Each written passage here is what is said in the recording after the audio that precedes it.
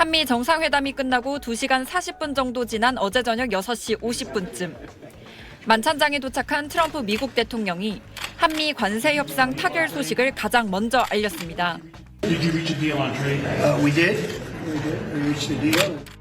대통령실은 직후 브리핑을 열고 협상 타결을 공식 발표했습니다. 김용범 정책실장은 우리 정부가 약속한 3,500억 달러 규모의 대미 투자액 중 2천억 달러를 현금에 투자하되 연간 한도는 200억 달러로 제한하기로 했다고 밝혔습니다.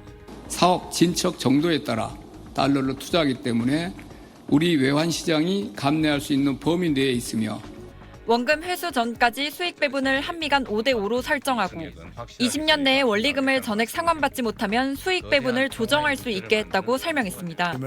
원금 회수 가능성을 높이기 위한 여러 안전장치도 마련했다고 덧붙였습니다. 원리금이 보장되는 상업적 합리성이 있는 프로젝트만 추진하기로 합의하고 이를 MOU 문안에 명시하기로 하였습니다. 관세 협상 내용을 이행하기 위해선 특별법이 제정되어야 하는데 이 법안이 국회에 제출되는 달의 첫날을 기준으로 관세 인하가 소급 적용된다고 대통령실은 전했습니다. SBS 박예린입니다. 현금 2천억 달러 투자와 별개로 정부는 미국 조선업 재건 마스카 프로젝트에 1,500억 달러를 투자한다고 밝혔습니다. 현금 투자 방식보다는 국내외 은행을 통한 대출과 보증이 주가 될 걸로 보입니다. 현금 2천억 달러 역시 추가로 마스카 프로젝트에 투입될 수 있다고 밝혀 조선업 협력에 두 나라가 큰 비중을 두고 있다는 뜻을 내비쳤습니다. 조선업 1,500억 불이라고 그래서 뒤에 있는 앞에 캐시 2천억 불이 조선업에 아예 쓰이지 못하고 그런 건 아니고요. 2천억 불 이 부분도 조선 분야로도 할 수 있습니다. 어제 협상 타결로 국내 완성차와 차 부품업계는 한시름 덜게 됐습니다. 지난 7월 말 한미 두 나라가 구두로 큰 틀의 합의를 이루었지만 여전히 25%의 품목 관세가 부과되고 있었기 때문입니다. 앞서 협상을 타결한 일본과 유럽연합이 지난달부터 15%의 관세만 내면서 경쟁력 저하를 우려하는 목소리는 더 커졌습니다. 현대차그룹은 어제 저녁 자동차 관세 인하에 안도감을 나타내며 경쟁력 강화에 최선을 다하겠다는 입장을 즉각 밝혔습니다.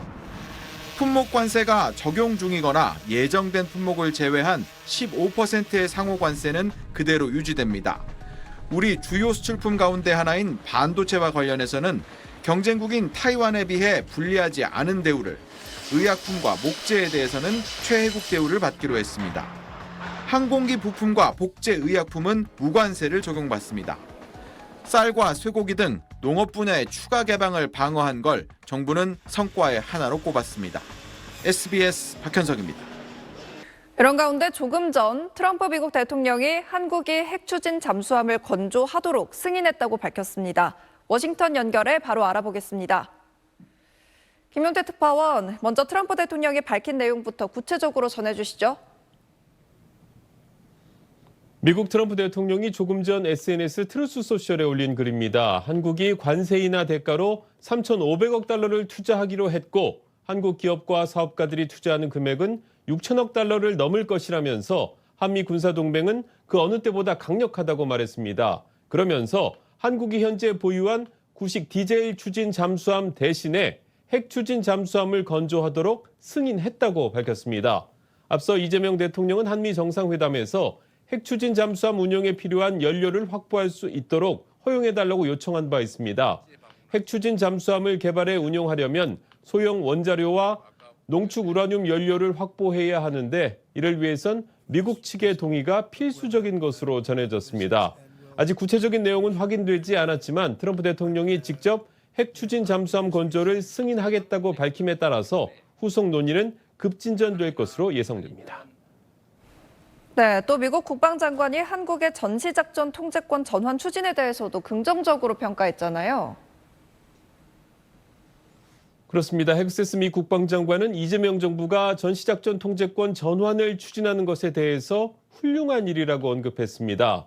헥세스 장관이 전작권 전환에 명확한 지지 입장을 밝힌 것은 이번이 처음입니다.